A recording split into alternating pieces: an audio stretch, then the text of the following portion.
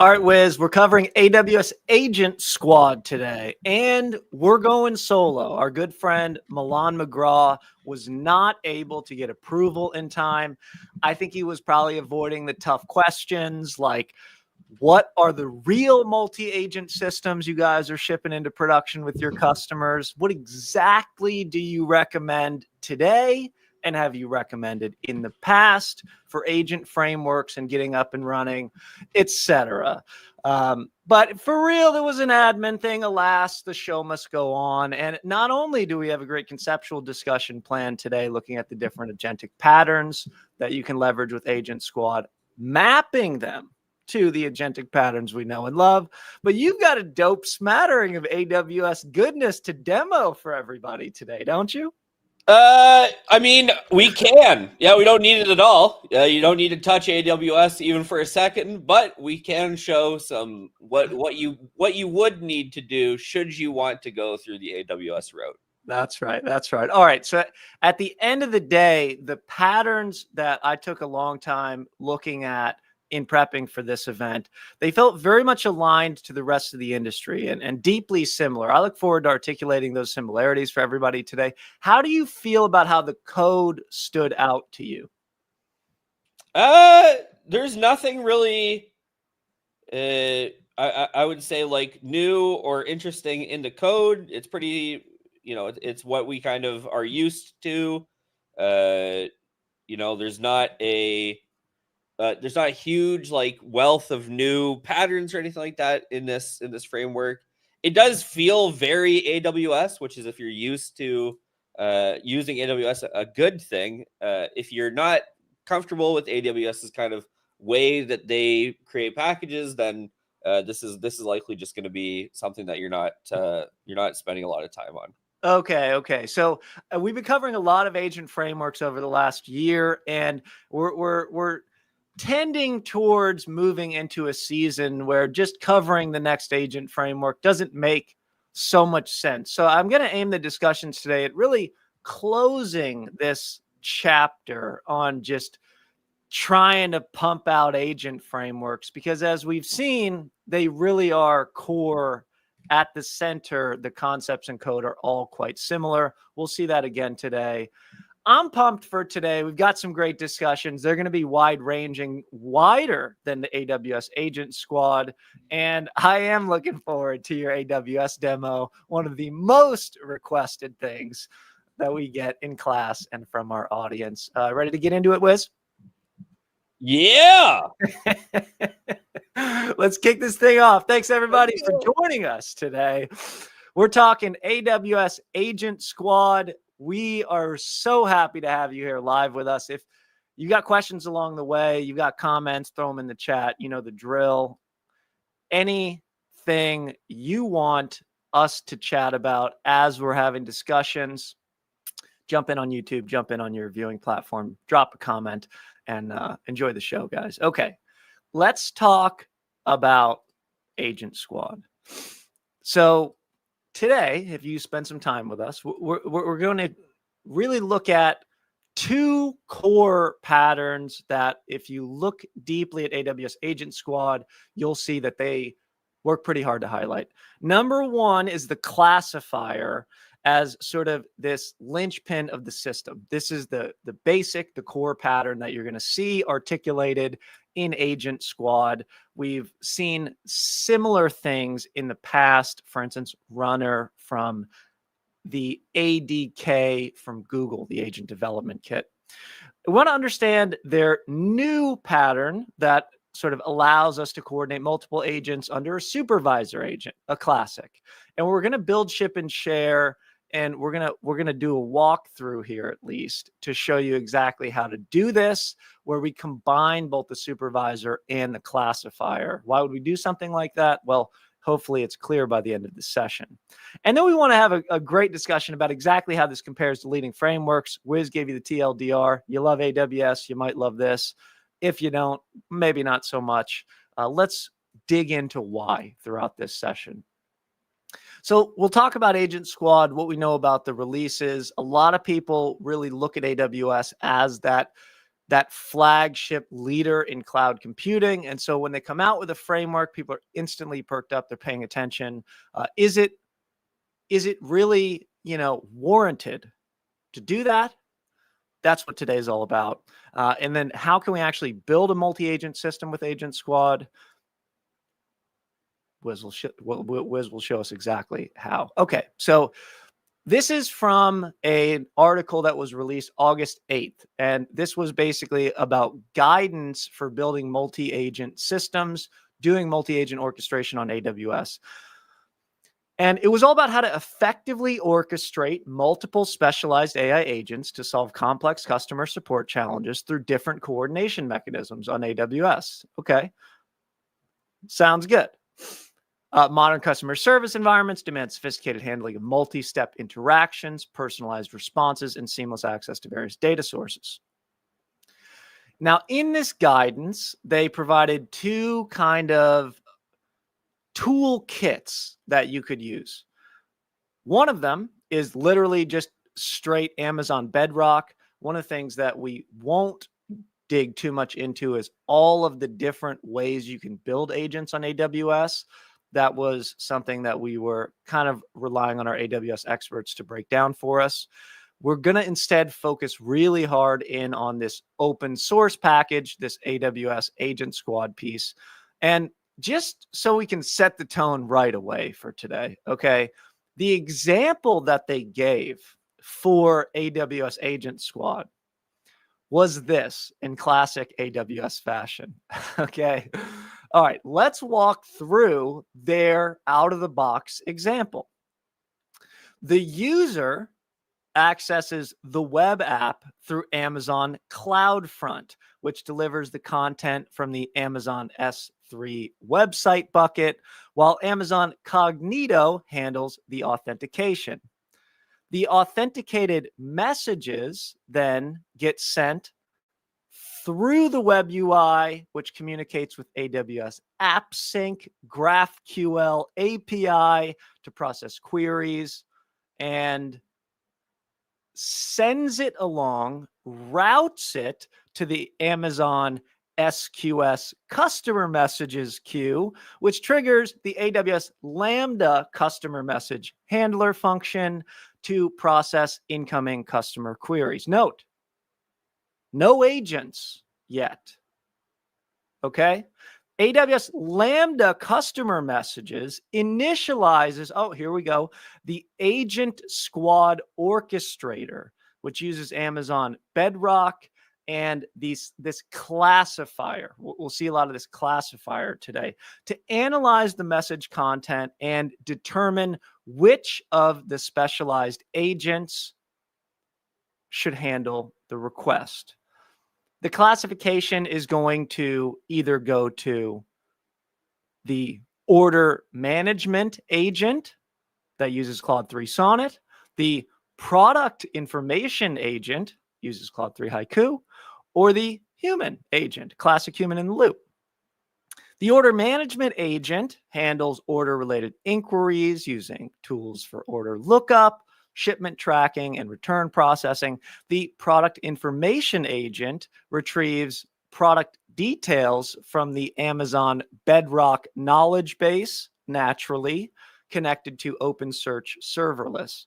Now, when complex queries are routed to the human, it performs two actions simultaneously. It first responds to the customer with a notification message, whoop, back to the user saying, we got a human in the loop.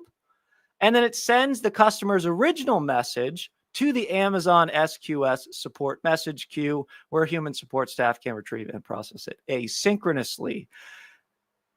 Finally, the agent responses coming out of these bad boys are sent to the Amazon SQS outgoing messages queue, which triggers the AWS Lambda send response handler to process and format the responses. The send response sends the formatted responses back to the user and also caches them, saves them in memory in Amazon DynamoDB. Okay, that was my best AWS DevRel walkthrough. Okay, guys, here's the reality of this. You have to really care about the AWS ecosystem. Now, we don't because what we're focused on today are the agents. And we're focused on, is there anything really new happening here? This is the question, the core concepts and code question that's important to answer. Let's recall, when we talk about multi-agent systems, what are we talking about? Well, we're talking about a system that can leverage reasoning from multiple independent agents to make dynamic decisions in an application flow. And it's always important to ask when you're going to build a multi-agent system, like, why would I need more than one agent?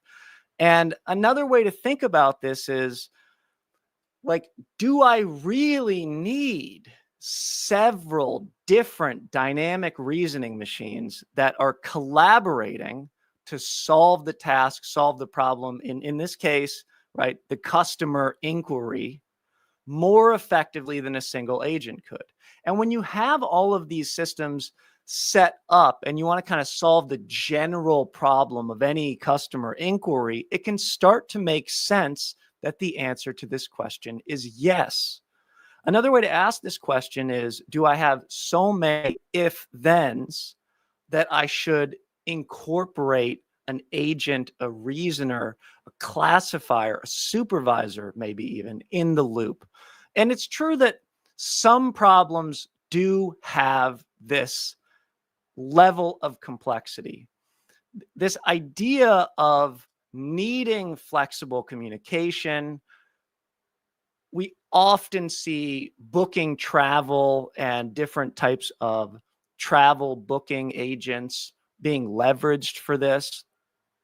If we go back to this kind of image here, what are we seeing? We're seeing we have order management, we have product information, and then we have a human in the loop as a backup, which is always a good idea. And one of the things that's not often shown when we talk about these kind of agent meshes, so to speak.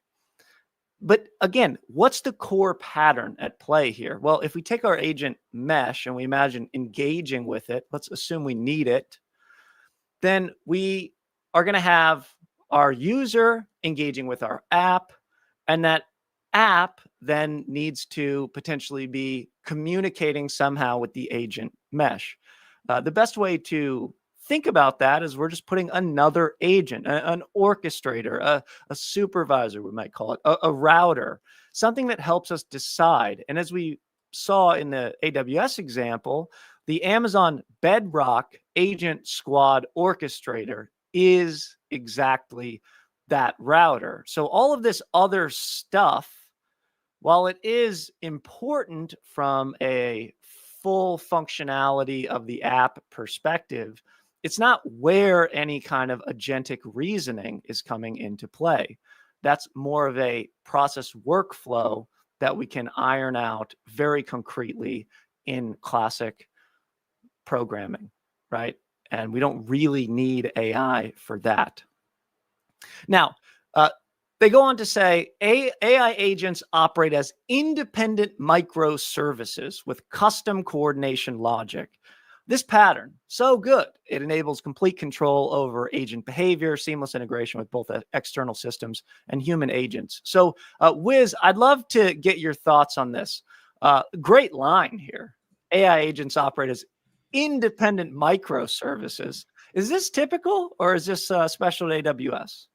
No, this is basically how agents work, right? So when we talk about multi-agent systems, what we're talking about is multiple agents, interacting together.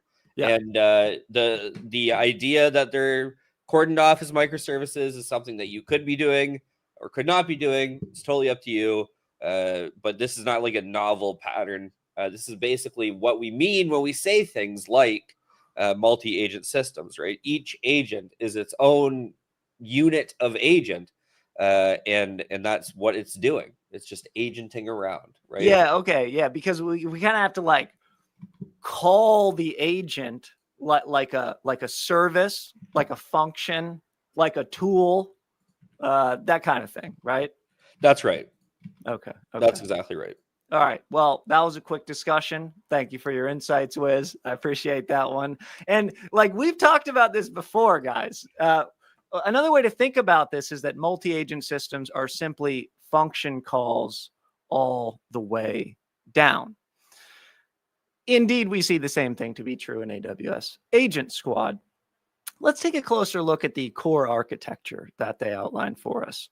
Okay, so you get into Agent Squad. We're done with the little blog that came out a few weeks ago. Let's look at the GitHub repo.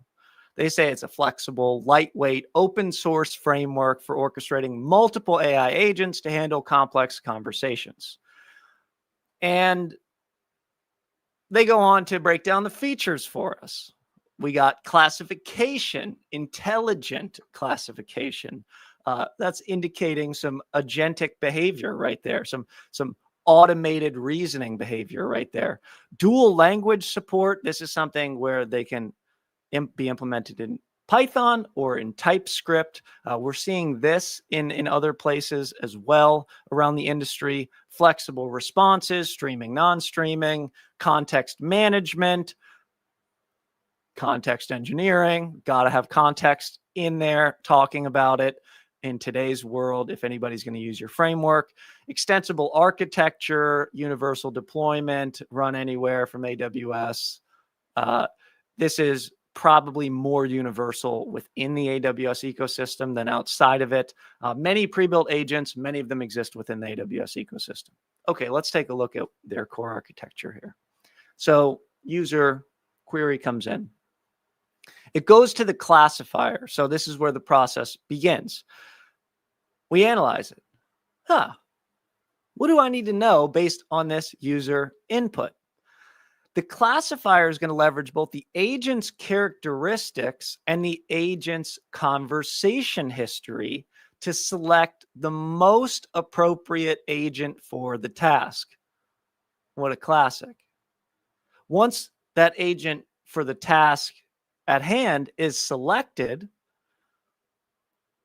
we're going to process the user input, leveraging the appropriate action,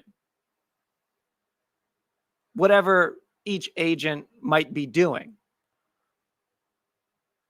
Once we process that input, we're going to store it in the conversation history, and maybe we'll just loop all the way back through, pick another agent, process some more inputs. Maybe we'll loop back through again until we really feel confident about the final answer, and then we'll produce that response back to the user. So again, we see this really core fundamental idea of we've got our end user, they're using our app then goes to this router, the router chooses where to go to next. Now, as I was looking at this, I thought this is awfully reminiscent of the way Google has recently been talking about their agent-to-agent protocol that facilitates comms between a client agent and a remote agent. And what it does is it actually tries to kind of look at all of the possible agents it could talk to and decide which agent to talk to. And this kind of idea of allowing them to communicate with each other and to coordinate, it was primarily done through this idea of agent cards. And I thought, Wiz, I'd love to get your thoughts on this. I thought that this agent characteristics just felt like it was a lot like this kind of agent card problem. Hey, like, what are you good at? I might use you for something. Obviously, Google is put this forward in a protocol that was kind of meta above all the agent frameworks. It seems to align precisely here. Am I missing something? Is this a good way to think about it? It is indeed a good way to think about it, yes. I think the way that I would position it is it's like an in-framework agent card, right? So as opposed to being, like you said, a protocol that sits outside of this specific framework, it's really designed for this framework. And this is something that's important to keep in mind, right? Because we need, because we want to use, this idea of we have agents, we could add or remove new agents to this flow, and they may have new or different capabilities or we may need to tighten up some of the capabilities, right? Similar to how we would think about tuning prompts. The idea becomes, well, what we should do is we should have some kind of like easy way or an easy interface, right, to pick which agent we're going to use next, especially because the whole AWS Agent Squad thing is hinges on this classifier, right? Like that's kind of where if there's any magic, that's where the magic's happening, right? And so in order to do a good classification, we need a couple things. One, we need like a good input. And second, and probably more importantly, right, we need really good, cleanly defined options if we want to get good classifications. And so those characteristics help us draw those lines in the sand. And I think that is something that's useful and reasonable to be stoked about, because again, while it is in framework, it does help us scale out if we add more agents. It does help us think about, deeply about what functionality each of our agents has and what do we want them to do and all these other things. So I would say this is a great way to think about it. And maybe in the future it expands beyond just AWS, right? But for now, in framework model cards. Okay, in framework model cards. I like agent that. Cards, sorry. Agent cards. That's right. Okay, so last question here because we need to talk about the supervisor agent next. Yeah. So I'm just struck by this classifier kind of feels like an agent to me, maybe almost like one that's kind of doing some supervising. Is that a reasonable way to think about something that's just a router here before we go on to the next stage of patterns that they've laid out for us? Yes. I mean, we oftentimes make this comparison rather literally in the when we talk about multi-agent frameworks, right? Where the supervisor is a classifier. And eventually, in fact, it will move from like an intelligent classifier. Once you have these agents locked in, once we know we always have like A, B, C, and D, right? That we no longer are burdened by this idea that we need to have this thing be an LLM. We can instead have it be like a regular old machine learning classifier. And so, yes, it is the same kind of thing, right? There's some, listen, it's fuzzy. There's a gray fringe around this space, but for this, where our supervisor just says, where do we go next? Right? Yeah. Same. Okay. All right. And I like this distinction between like supervisor is really intelligently thinking through things, managing context, and you could imagine a supervisor in a real world position, right? They have like an executive assistant or something, and that person's more of the router, less of the decision maker. And so it's sort of starting to get a little bit, I think I'm starting to see some forest for the trees here. Okay, excellent. Let's go ahead and introduce the supervisor agent next. All right, thanks, Wiz. And next up, this is their new drop, according to their GitHub repo. They said, okay, we got supervisor agents now. And new buzzword alert, everybody. I really enjoyed this one. This new component implements an agents as tools architecture, allowing a lead agent to coordinate a team of specialized agents in parallel, maintaining context and delivering coherent responses. Sounds pretty good. What about the features? How are they different from the initial classifier setup? Team coordination, parallel processing. Okay, love that. That's a classic. Smart context management, not just context management. Smart context, very related to the little discussion we just had there. Dynamic delegation, instead of simply routing and classifying, it's more dynamic, let's say, and compatibility across the AWS ecosystem. Let's take a look at the system diagram they provided for this one. Here, the user input comes in on the left. The response also goes out on the left. So we need to, sort of situate ourselves in this diagram being slightly different than the last one. This lead agent or this supervisor agent coordinates with a team of special agents, special agent A, special agent B, special agent C. And then we've got two memory components, the sort of user lead agent memory or the user supervisor memory, and then the supervisor team memory or the lead agent team memory. Allows us to optimize context and engineer context throughout the whole system. Now, there are two ways that we can use this kind of lead agent team agents setup. And you guessed it, way number one is without the classifier, as just shown. Way number two is with a classifier. So we can actually combine these two patterns together. Why would we want to do such a thing?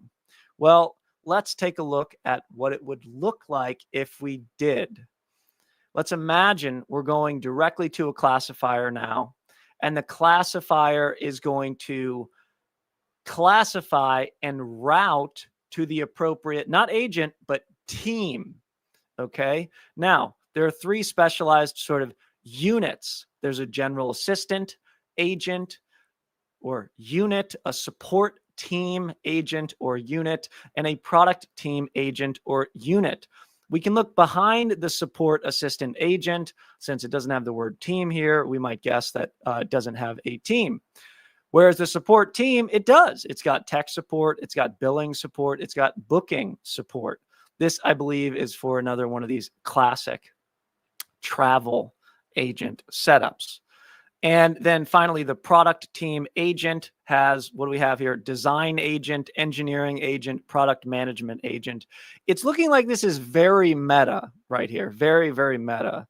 And one of the things that's important to point out here is while the classifier is now kind of a supervisor, kind of a router, we can also say that the lead agents themselves are now acting in a bit of a supervisor, in a bit of a classifier, in a bit of a router capacity. And maybe we might even say that these teams that they're managing are kind of this agentic mesh of things that need to coordinate together to solve potentially complex problems. Now, what are the exact user queries that you would need to route through each and every one of these teams and hit every single agent? Well, that's a really interesting product question. To get some insight into this kind of thing, we can look at what leading companies have been telling us out in public. This is from June of this summer from Anthropic. And they basically let us know, hey, when you're doing a multi-agent system, when we built our multi-agent research system, here's what we learned. Here are some critical lessons. And the kind of number one and number two things here were that the setup really mattered. And the agent that kind of created the plan, the agent that kind of supervised the rest of the agents, the agent that directly interacted with the user, it kind of had an important role. And then what it did is it distributed and classified and supervised a bunch of other agents in parallel to do searches, because the nature of research is to kind of in parallel do many of the same types of things. And they called these sub agents that were kind of the we might call them now with our new buzzword, agents as tools.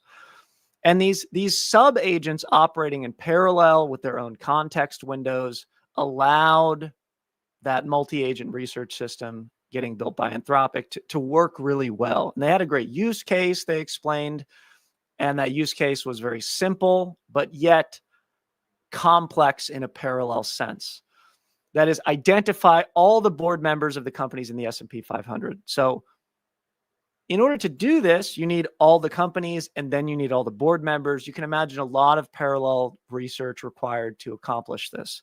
And so when they actually provided, this question to Claude Opus with a bunch of Claude sonnets, right answer. Whereas when they just kind of asked Claude Opus to do this, it wasn't nearly as useful, as productive, as accurate to answer this kind of question.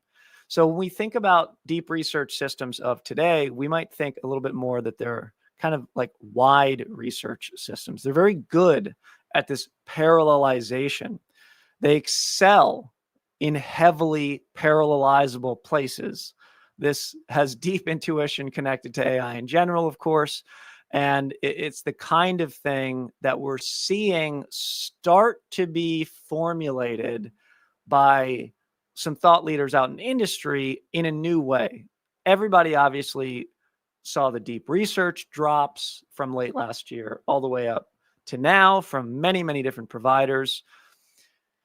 Deep research, deep code, you might say, that's been another area. This has kind of been conceptualized recently by Harrison Chase of LangChain through this idea of deep agents. And it's kind of the same idea as ambient agents. It's like you've got a lot of potentially agents doing parallel things, agents in the background. Let's take a look at this idea, and then we'll map it back to AWS and then Classifier and Supervisor here. Using an LLM to call tools in a loop is the simplest form of an agent. This architecture, however, can yield agents that are shallow and fail to plan and act over longer, more complex tasks. Applications like deep research, like Manus, like Claude Code, some of the leading applications in terms of multi-agent systems creating real value for people, have gotten around this limitation by a combination of kind of four things: a planning tool, sub-agents, access to a file system or kind of memory, and then a detailed prompt. And so, he put forth this algorithm. But importantly, again, it's just an LLM running in a loop calling tools. It's just an LLM running in a loop calling tools. And it sounds a lot like this agents as tools architecture here. In fact, agents as tools sounds like Agents 101, where we're just connecting tools to an LLM. This is the classic pattern, of course, the classic pattern of thinking which tool and then executing that tool. So we're just doing the React pattern. We're just taking a user's query. We're simply taking an action and then feeding that back in to the agent's context.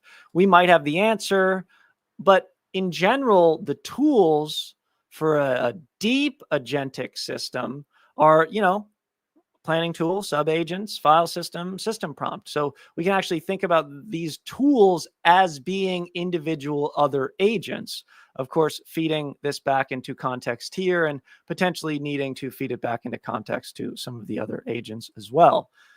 Okay, so where are we going with this?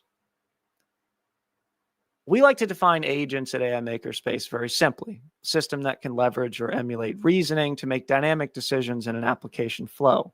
Multi-agent system is one that can use multiple independent agents to make dynamic decisions in an application flow.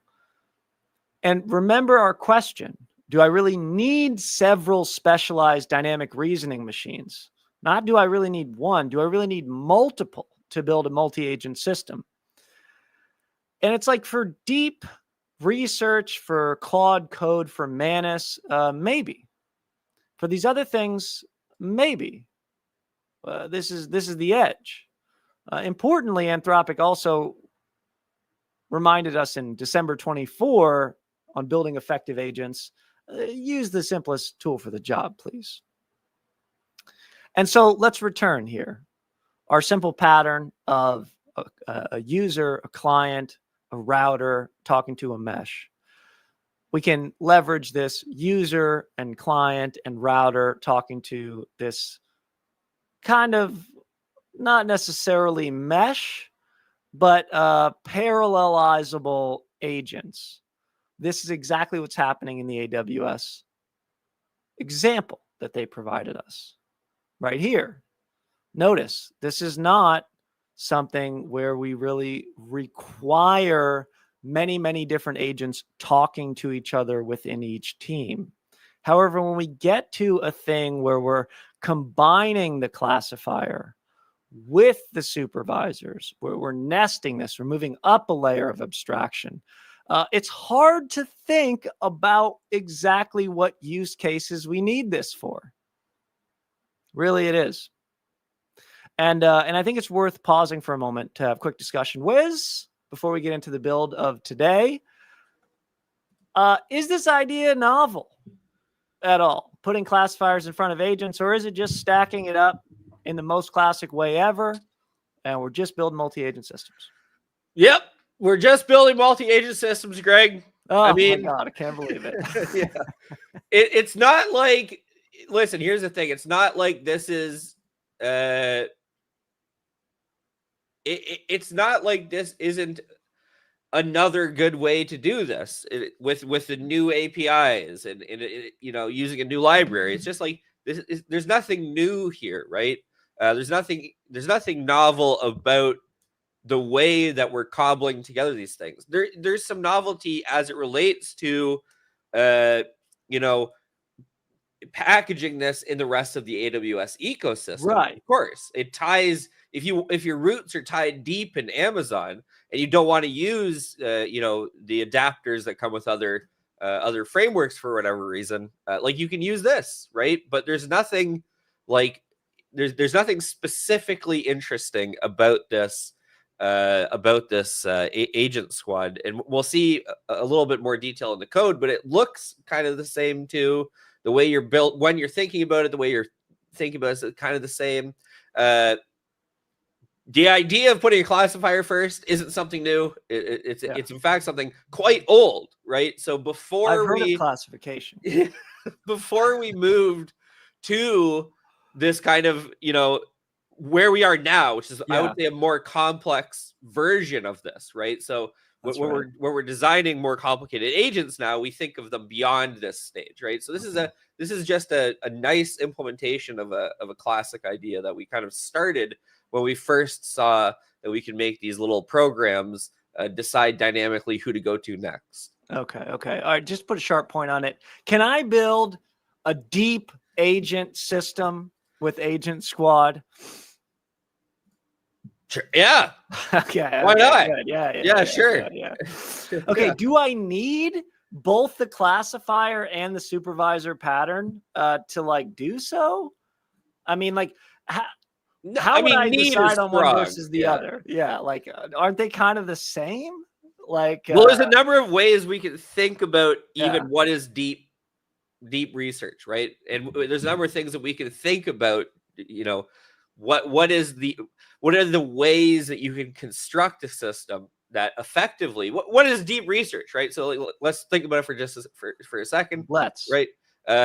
It's like I researched the thing, and then you know what I did? I researched the thing that came from that thing more. And then I did that many times. That's right. And we also have the idea of fanning out requests, right? Right. So instead of just, which is the wide research, right? And I think, and we can combine these things up to a reasonably expensive limit.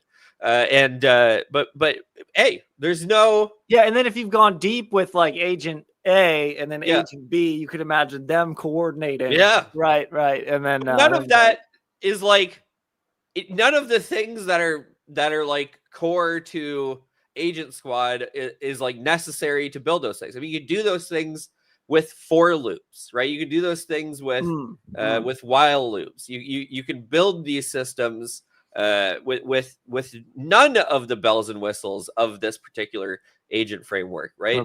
Okay. It makes it easier if you choose one, but again, it's not mandatory. It's not like if you don't choose one, you're dead. It's just you will want to choose something, right? I like the idea of having different functionalities split across different agents, right? That makes sense. We know LLMs are better that way, right? And so not having to do this wide range synthesis task across many steps. LLMs are still not super good at that kind of work. So it makes sense to use these patterns, but you don't have to use them even in the first place. Yeah. Okay. So I am struck by, we've said it, and Chris Fu's saying it, if we're heavily invested in like all of these other things already, it starts to make sense, like real dollars and cents to pick up a tool like this. But otherwise, maybe not so much. And to dig into that more, Wiz, I believe you've got some info for us on like what we really have to deal with when we're building a multi-agent system with Agent Squad. We're going to get straight into the walkthrough now, and I'm going to let you take it from here. So break down for us exactly what it is that AWS Agent Squad needs from us, and what we can do with it, and in what reasonable period of time. And then we'll talk about how this compares to other frameworks when we come back. Yes. Okay. Demo.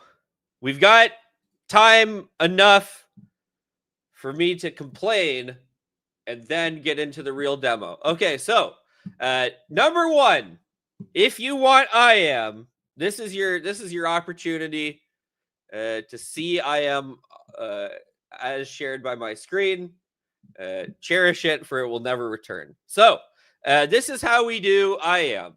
Now, you don't have to do this. I want to be very clear with the agent framework. You don't have to use Bedrock, which means you don't have to use the AWS CLI, which means you don't have to authenticate it, etc., etc., etc. Okay, so what are we going to do? First of all, we have to have an organization, and that organization has to have users in the IAM Identity Center. Okay, and so how you do that is you go to the IAM Identity Center, you go to users, and you add users. I've added username Scott Alexia. This is my middle name, and I've added myself to this particular IAM setting.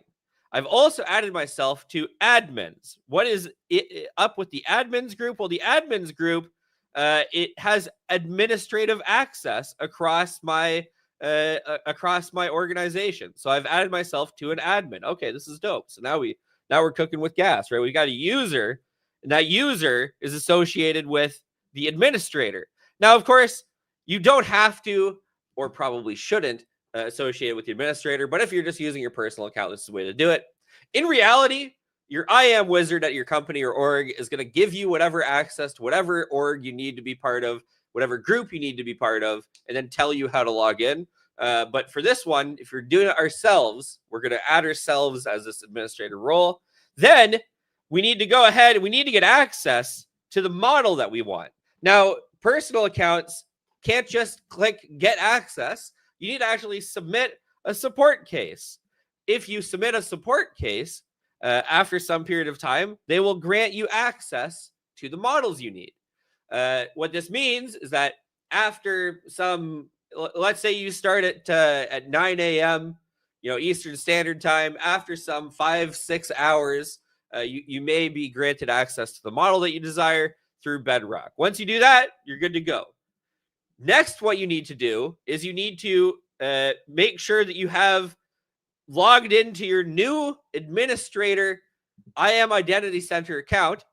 When you've done that, and you see this is the bad boy here, you can click on access keys. This is where the magic happens. I'm not going to click this button because it will link my access, or it will leak my access keys everywhere, and that's terrible etiquette, so we're not going to do that. But when you click this button, you'll get a copy and pastable export, okay? What you're going to do after that, here comes the real stuff. All right, here comes the real stuff. Share screen, and then we're going to go to our code. When you get that shareable, there we go. When we get that shareable line, the export, you're going to go ahead and paste that into your terminal, and then you can use the AWS configurator, and you can see that we're configured. So the idea is that all of that is just preamble, right, to get access to Bedrock models, which is dope if you really love IAM, if you really love, AWS. But in reality, someone's going to provide you with these credentials. This is not something that you're going to need to be doing. And if you are doing it, many condolences. But once you've gone through all those steps, you've added yourself as an account, you've added yourself to a permission, the correct permission group, and then you've logged into that account, then you've got your access keys. You're now good to start coding and building with agents, which we're going to focus on now.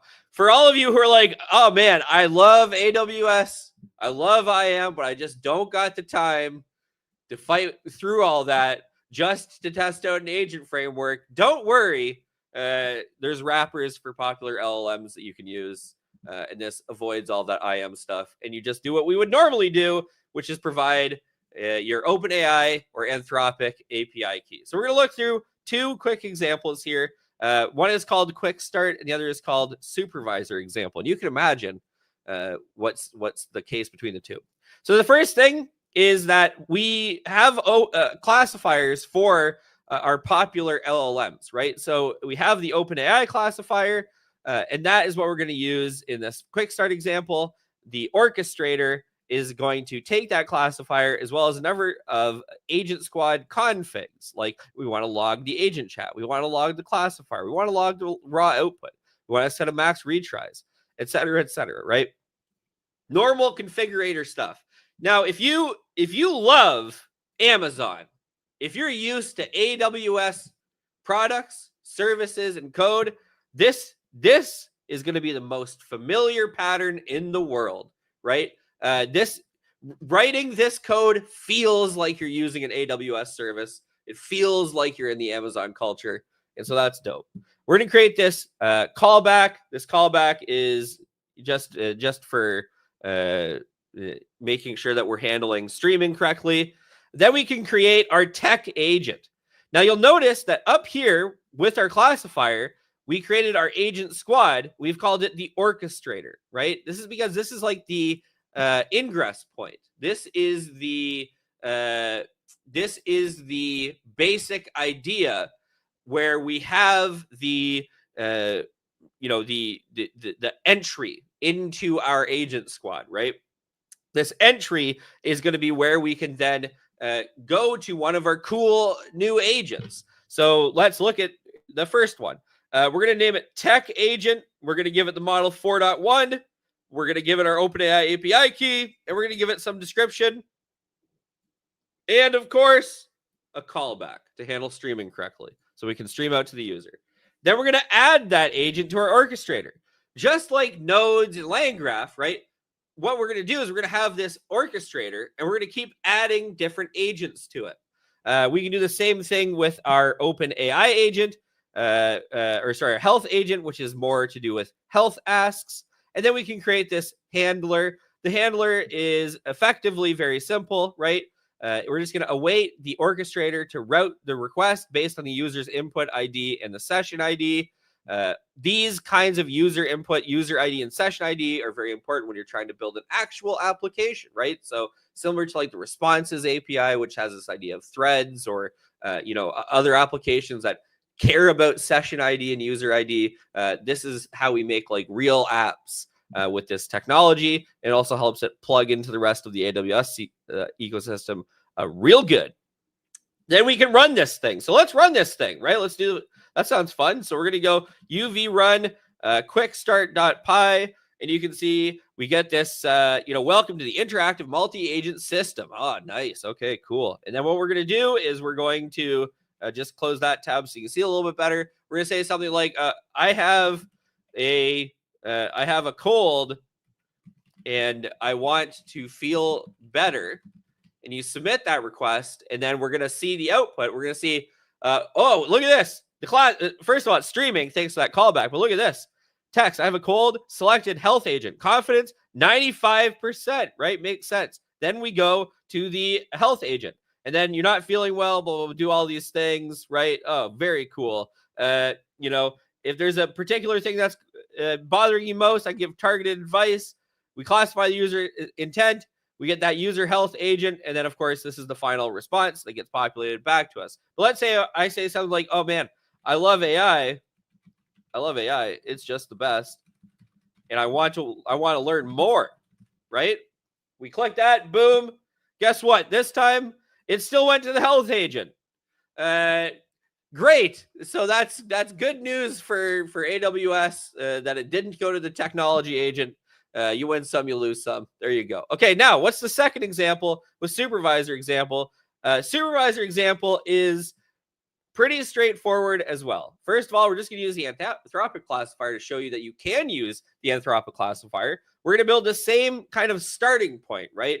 The orchestrator is like this canvas that we're going to add agents to. Then we can go to our supervisor. And just to be clear, the reason why we still got classified to the medical agent versus the AI agent, but with less confidence, is because the chat history does matter, right? So we're still going to that health agent. There you go. Okay, now, supervisor. Look at this. Anthropic agent, tech agent, billing agent, supervisor agent. Okay, you'll notice that we created these 3 agents, but we didn't add them to our orchestrator, right? Which is different. In Quickstart, after we create an agent, we add it to our orchestrator. This time, though, no. We create each agent, and then we create a supervisor agent, which has our team lead. It has our lead agent, which is that supervisor we created above. And then it has our team of tech agent and billing agent. We're going to use memory chat storage for its memory. You can use DynamoDB. You can use whatever the other defaults are that are provided. But this idea, right, is like that hierarchical agent. So instead of having this flat architecture where we say our request comes in and then we determine which place we're going to, right? Instead, what we're going to do is we're going to first hit this supervisor agent. Now, in reality, this is not much different in practice, but you can imagine scenarios where we have multiple supervisor agents, right? And we're trying to classify to each supervisor agent, which itself has a team of agents.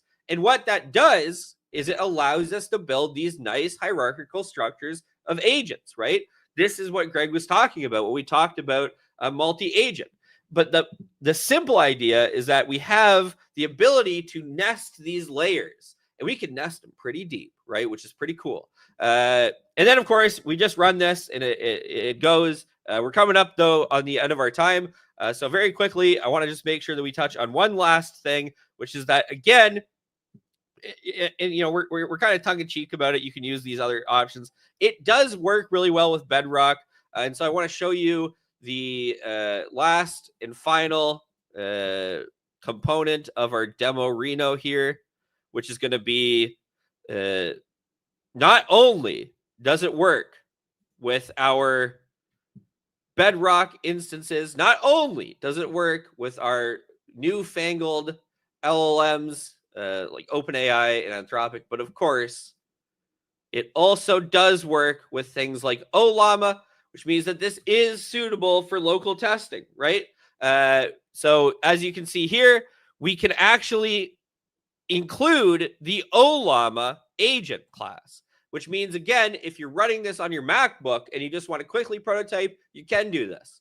So as much as I love to rain on AWS's parade, as much as I'm not the biggest fan of the coding style or the IAM stuff, right? This is suitable for people who love AWS style code, who are deeply integrated in the ecosystem, and it can take you in AI makerspace. It touches our heart to say this, right? It can take you from prototype to production, all in the same framework, right? So we can start with Llama in local memory, and we can move all the way to Bedrock with DynamoDB hosted on AWS. So this is a framework that you can start with and end with. And it's always nice when frameworks have the capacity to do this, right? To take you from when you're first getting started all the way to when you're closing out. Okay, this is great. Now, what we're going to do is we're going to pass back to Greg. But before we do,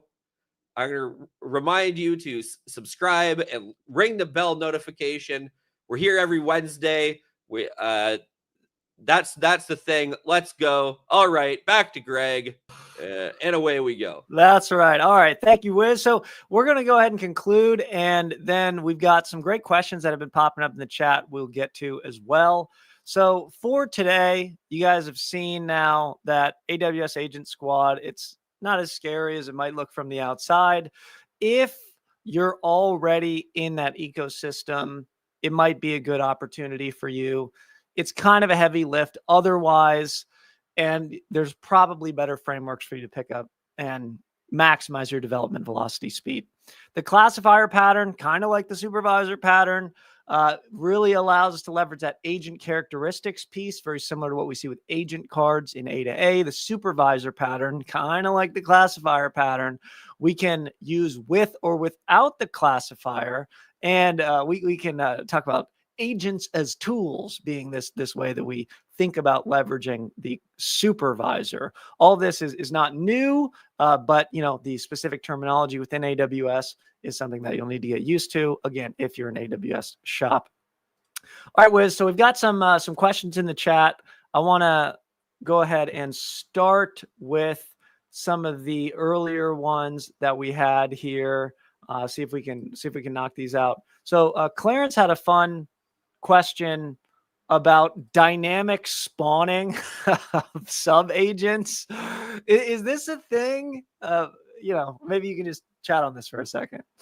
I mean, I don't know that it's dynamic sub agent creation is like an official term, but yeah, absolutely. I mean, this is part of the thing you can do, right? If you need a new agent, now is this something for this agent squad framework in particular? Doesn't have an API to do that. I haven't seen one, but you can still set it up through a number of other frameworks.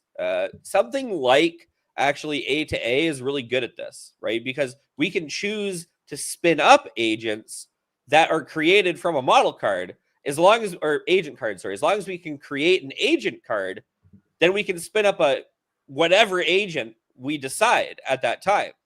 Equipping it with tools and things like this gets a little hairy, gets a little tricky. Permissions can get a little tricky. So I'm not going to suggest that this is like the best pattern ever or the most secure pattern, but you can absolutely do it, especially through frameworks like A to A. It's just possible, right? Okay. Yeah. All right. So I'm going to skip over, Brian Jackson, your question. Take the course, my man. We'll go into more detail there. It's about MCP versus A to A, and it's just not sort of a discussion that's really suited for today. So in the interest of time, I want to bang out a couple here. Don Branson, is the Quickstart that you showed basically just a shallow research app? It's not research at all. It's just to show off that you can route. So there's no tools, there's no search. Just router. Okay. Thanks, Don. Manny asks, are the descriptions descriptive enough to help the orchestrator and other agents route them correctly? He must have been judging the deets in the code that we were looking at together. Yes. But it's a very simple use case. So yeah, I mean, what I would say is like, this is something you just need to try. This is something where like testing comes in handy, right? So having a data set that you're going to push through your classifier. One good thing, right, is that the classifier is a separate instance and it's evocable by itself. So you can actually evoke the classifier with whatever data set you have to make sure the lines are drawn cleanly enough. And if things change, you can actually fiddle with the prompt that underlies the classifier, right? So the answer to this question is yes in this case, but if they're not, you can make them more specific. You can make them more descriptive, trivially. I think that's what Manny's getting at here. Not quite descriptive enough for Manny. It's a high bar. Keep it high, Manny. Keep it high. Finally, Chris Fu asks, what do you think about the AWS Nova models? Dope? Nope.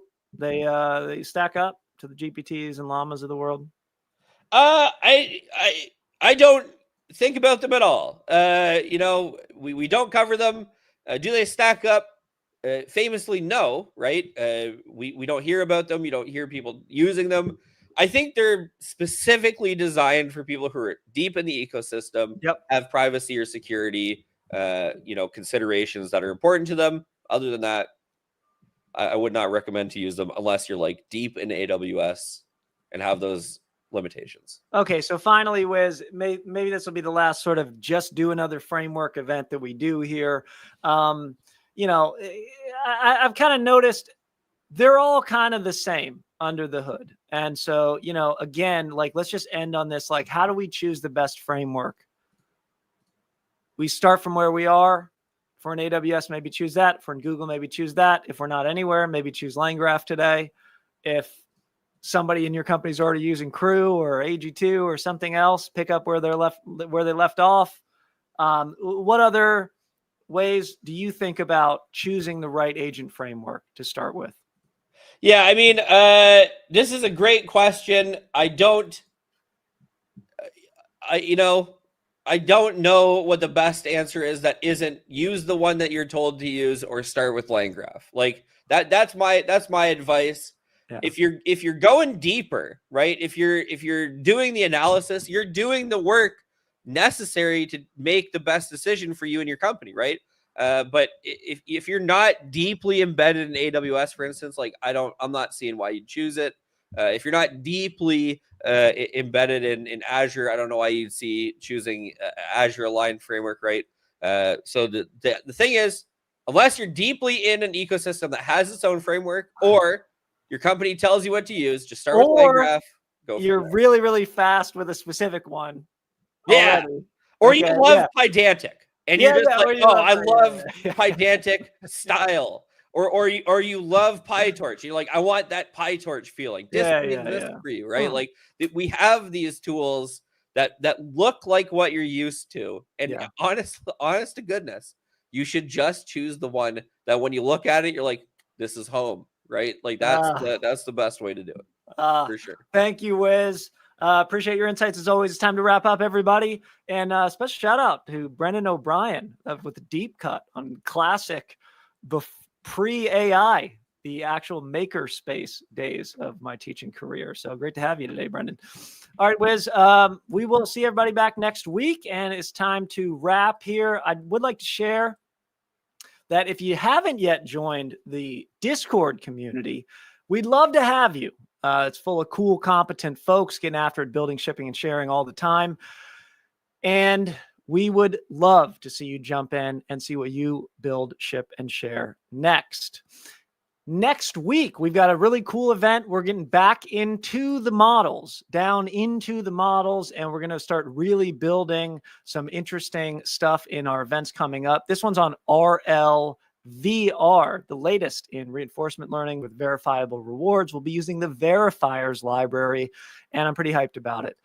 Also, we've got demo day for cohort 7 coming up next week. If you enjoy our YouTube events, you'll probably really enjoy seeing what students in our 10-week AI engineering bootcamp have been building, and they are ready to share next Thursday live. Please RSVP and join us. Check out more details on LinkedIn. And then finally, we always have our boot camp coming up. Next one starts in September on the 9th. Check it out if you want to really accelerate your ability to build, ship, and share production LLM applications. If you need help getting your team up to speed, we can also help you out with that in a out of the box or a custom way. We love working with enterprise teams and helping everybody to get on the path. That's it, everybody. Thanks so much for joining us again. We look forward to seeing you next week on YouTube. Same time, same place for RLVR. In the meantime, keep building, shipping, and sharing. And we'll do the same. See you next time, everybody. But Greg, how do they get started building, shipping, and sharing? Getting started is the hardest part, like it was for you and for me. You can get started with the AI Engineer Challenge, and you can share it in the Build, Ship, Share channel on Discord. Links in the description. What if they want to accelerate their ability? Well, we actually have a 10-week intensive bootcamp where you learn to build, ship, and share production-ready LLM applications every single week. The AI Engineering Bootcamp, cohort starting soon. We'll have you building, shipping, and sharing like a legend in no time. We'll see you in class.